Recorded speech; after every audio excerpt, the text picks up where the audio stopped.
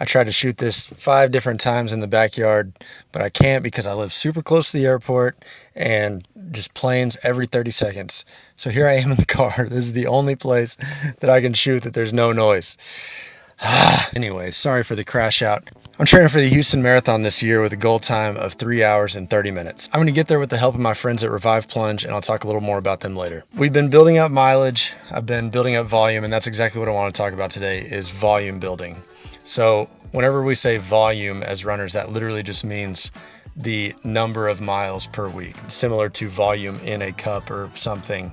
The amount of mileage. So whenever you're training for a marathon, especially if you haven't trained for a marathon before, every single week are building up on your volume. Pretty much every week you'll build up just a little more than you did the last week. In my case, typically I'll do a couple of building weeks and then one week that's a little bit fewer miles. And so it's 2 on, 1 not off, but a little bit less volume. As you're training and building up, you're building up mileage, you're getting your feet used to running a lot of miles, you're getting your body used to going a long way, and that eventually helps you be able to confidently go in and run the marathon distance at hopefully your goal pace in order to reach your goal. I tend to look at marathon training in thirds. So there's your regular volume, your regular weekly mileage, there's your long run, and there's your speed days. So for me, I look at it as thirds on a pie chart. Typically, people will talk about the 80-20 rule, which the 80-20 rule says that 80% of your runs should be at an easy pace, not difficult, not hard, not fast. Easy volume mileage, just daily driver mileage. And then 20% of your runs are hard speed day efforts. You're doing your threshold runs, your tempo runs, your interval training, things like that. I like that, and I think that is true. I tend to not necessarily look at my mileage as a whole, though, for better or for worse. I don't know if that's good or if that's bad. I tend to look at it in thirds. 1/3 that is your regular weekly mileage. I find that I get that the best by getting in with run clubs. I actually lead a run club here in Austin called Mueller Run Club, and I run with some other friends throughout the week, and that helps me just get that easy time on your feet. It's a lot more fun whenever you got friends to do it with. So that's 1/3. The next third is your long run. So for me, I typically do my long run on Saturday.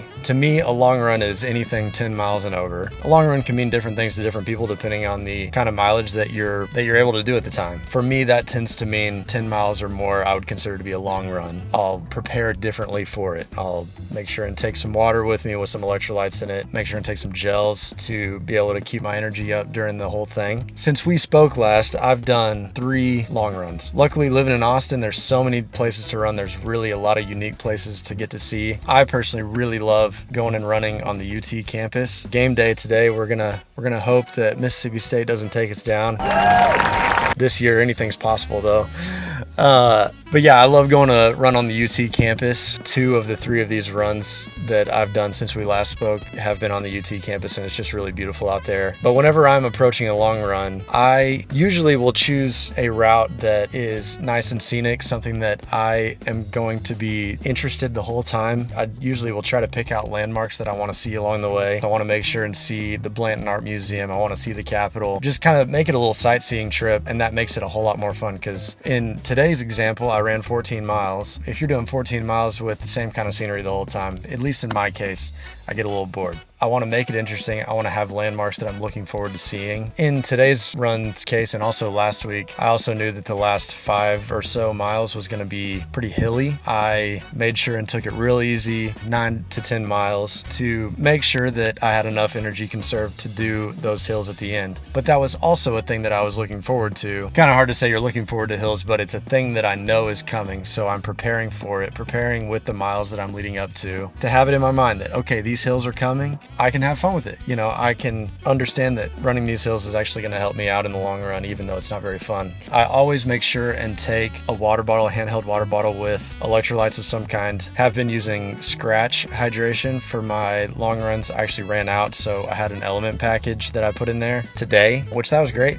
I also like to take a gel, an energy gel, every 5 miles. Last week's 15-mile run, I took 2. Today's 14-mile run, I took 2. Obviously, energy gels are going to give you some amino acids. They're going to give you sodium for electrolytes. A lot of them have caffeine, which helps give a little bit of boost of energy whenever you're feeling down. But that also gets your body used to, your stomach especially, used to taking in calories while you're out on the run. I also always have the electrolytes in my bottle that I plan on using on race day. So in the marathon, I will plan on taking a handheld water bottle with the electrolytes in it that I plan on taking. And that, once again, just gets your body used to taking in that, and there's no surprises on race day. A lot of times with the long run, I like to add in some mileage that is race pace miles, especially deep in the run. So like past 10 miles, I'll build in 2 or 3 miles that are going to be at my goal race pace, which for this race is 8 minutes a mile. And that just kind of helps me feel what it's going to feel like to run that kind of pace whenever I'm tired. That's the way I tend to approach long runs. The long run is honestly my favorite third in the pie chart. I just love getting out there, being on my feet for a couple hours, just seeing the city that I live in, seeing the city that I love. That's my favorite run of the week usually. So first third is your regular old weekly mileage long run. And then the final third, which is my least favorite, is speed day, speed training. Of all the runs that I have scheduled during the week, this is the one that I'm most likely to skip. And that's not right. I mean, you need to have all 3 thirds to complete the puzzle, but this is the one that I always look the least forward to, is speed day. I've just never loved doing speed training. I especially don't really love track workouts. So I tend to try to schedule I'll try to build a route for my speed days that's just on like a flat loop or something in a neighborhood rather than on the track, because once again, there's still, I want to see interesting stuff. When you're running around a 400-meter track, it gets boring. But yeah, I also have a poor attention span, so I just like to see fun stuff. Speed training is very important because it gets your body used to running at high speed. Typically on my speed days, I will, depending on the workout, it really does depend on what the workout is, but this training block, a lot of my speed days really are just tempo runs, meaning that you're running at a comfortably hard pace. A lot of my tempo runs will be,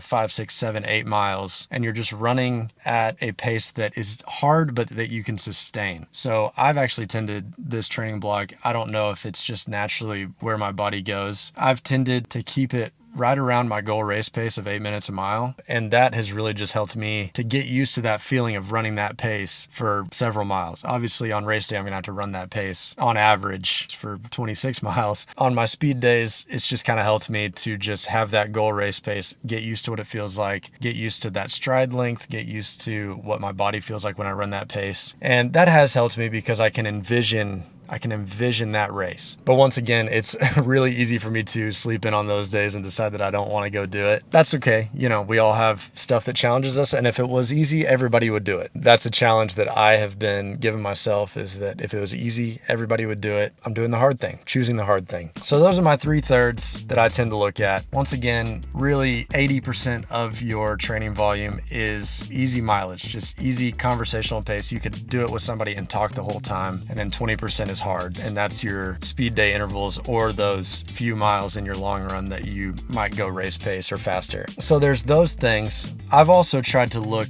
at thirds in my training as a whole. So there's those thirds that are within running, but then those thirds make up 1/3 of another pie chart that I have going in my brain of running, strength and conditioning, and recovery. All of that running, all that mileage volume, that goes into 1/3. These thirds that I'm going to talk about are what make up the puzzle that is going to help me reach my goal. It's not necessarily that you're spending 1/3 of your time on each one. It's just 3 things that if one of them is not there, it's not complete. So 1/3 is running. The second third is strength training, which I honestly tend to slack off on too. I don't love getting in the gym and doing, especially leg day. Nobody loves leg day. Everybody wants to skip leg day. Don't skip leg day. I get in the gym at least once a week, really just once a week right now. That's an easy enough commitment to make, to go do leg day at least once a week. So once again, I've been doing split leg squats, goblet squats, deadlifts. I do a lot of oblique ab stuff,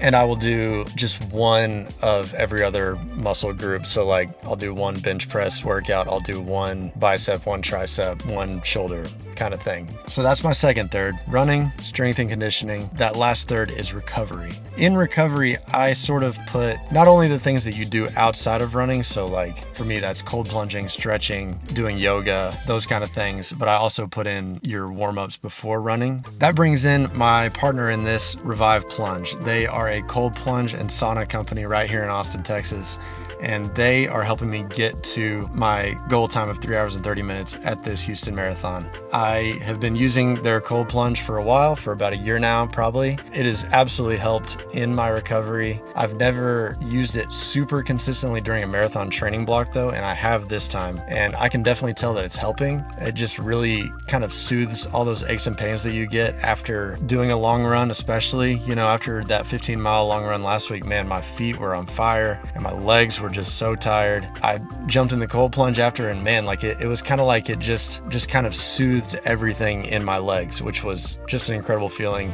Helped me to feel fresh for the rest of the day. Yeah, honestly, like I feel like this cold plunge routine that I'm in is really helping me to get a leg up on my goals. Revive has partnered with me on this, and they have graciously given me a discount code to give to you, which is Casey10. And you can use this code to get 10% off any purchase at Revive. So if you're interested in getting in on the cold plunge game, even getting in on the sauna game, they sell saunas. I don't have one. If you're interested in getting in on it, I know they just dropped a brand new cold plunge pod, which is their most affordable entry-level cold plunge to date. It's only $19.99, which is fantastic. If you want to get on it, this is the perfect time to do it. Again, use Casey10 at checkout. That'll get you 10% off your purchase. Thanks Revive for helping me out with this goal, and you guys are the best. So all that is kind of how I've been approaching training. As mileage gets built up, it is going to get a little more difficult. Right now I'm sitting at around 30-ish, 35 miles a week, but by the peak training week of this training block, I'm going to be hitting 55 miles, which I have never run a week over 50 miles. I've never even hit that 50-mile mark. I think my highest volume week is like 45 miles. That in itself is going to be a feat to get over 50 miles, but it's going to be even more than that. I do believe my highest mileage week this training block is going to be about 55 miles. So I'm super excited to see how that feels. Right now I'm feeling really strong, feeling really good about this race. I'm looking forward to building up more and more volume. I'm looking forward to putting together all of those pieces of the pie, all the things to make up that complete circle and to help me get to my goals. Thank you guys for coming along this journey with me. It's a really cool experience. It's really fun to be able to document all of this for you. Man, leave a comment if you got any questions. Leave a comment on how you like to train, how you envision mileage and volume whenever you're training. I'm not a pro by any means. I'm not an expert. So if y'all have any insight on things that have helped you with training, then let me know, because I'm totally open to it. We've got a really exciting episode coming next week. I'm actually interviewing Aaron, who works for Revive Plunge, and he's going to talk a little bit more about their products and what makes Revive different, why cold plunging is important, all those kind of things. I've got that interview coming up soon, so y'all are definitely not going to want to miss that next week. But till next time, y'all get out there and run, and we will see y'all next week.